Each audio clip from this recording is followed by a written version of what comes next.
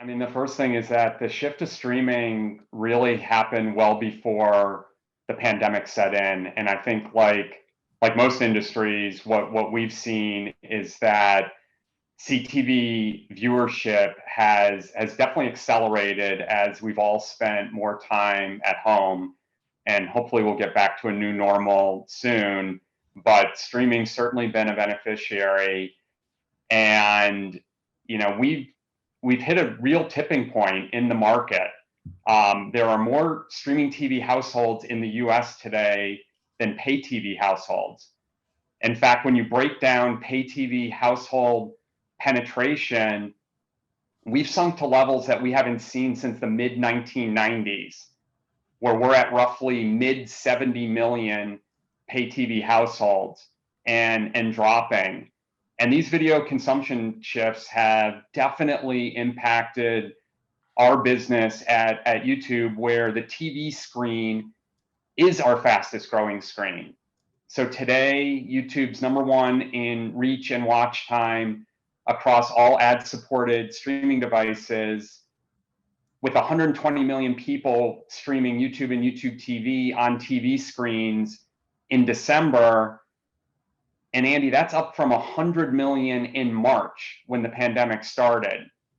So that's pretty meteoric growth. So let's talk about the opportunity for advertisers around CTV, the kinds of opportunities you provide. Also, if advertisers can actually, buy on the CTV platform versus the broader YouTube network. Yeah, as more and more client media mixes shift to streaming, we're super excited about the value that we can bring to clients.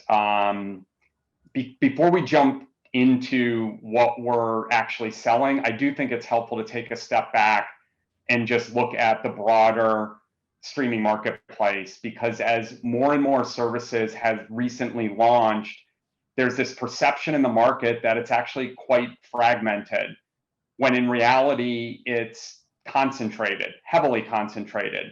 80% of CTV viewership today falls on 5 apps: Netflix, YouTube, Amazon Prime, Hulu, and Disney Plus, and only 2 sell ads. And when you double click into the ad-supported platforms, YouTube has 40% of watch time, with the balance spread out across Hulu and all the virtual MVPDs. So we think this underscores a huge opportunity for brands to run dedicated CTV campaigns on YouTube to reach incremental younger audiences that, quite frankly, they're having a really tough time reaching elsewhere. In fact, we're seeing a whole generation of new viewers popping up on YouTube who are primarily consuming YouTube on a TV screen. So in December, 2/3 of our YouTube CTV logged in viewers watched YouTube almost exclusively on the big screen, call it 90% of the time, which is amazing.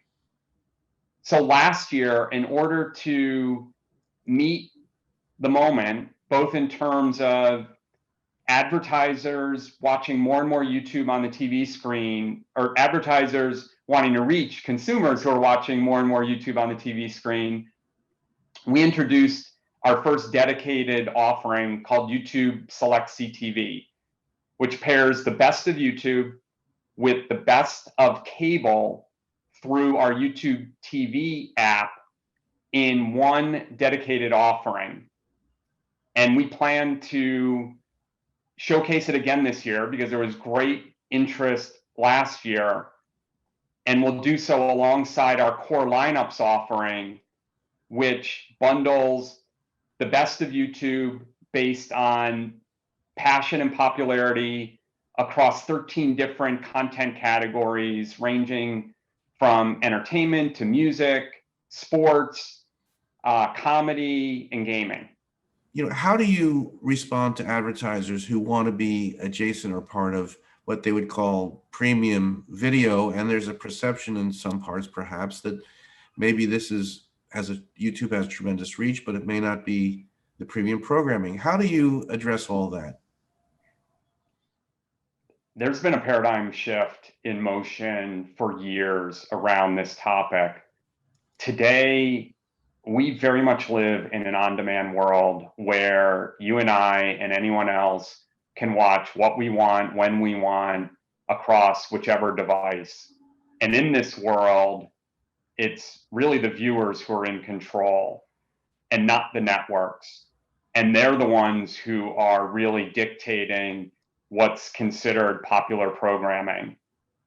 And every day, our viewers passionately vote on what they believe is the most popular content on YouTube based on the choices they make and where they choose to spend their time.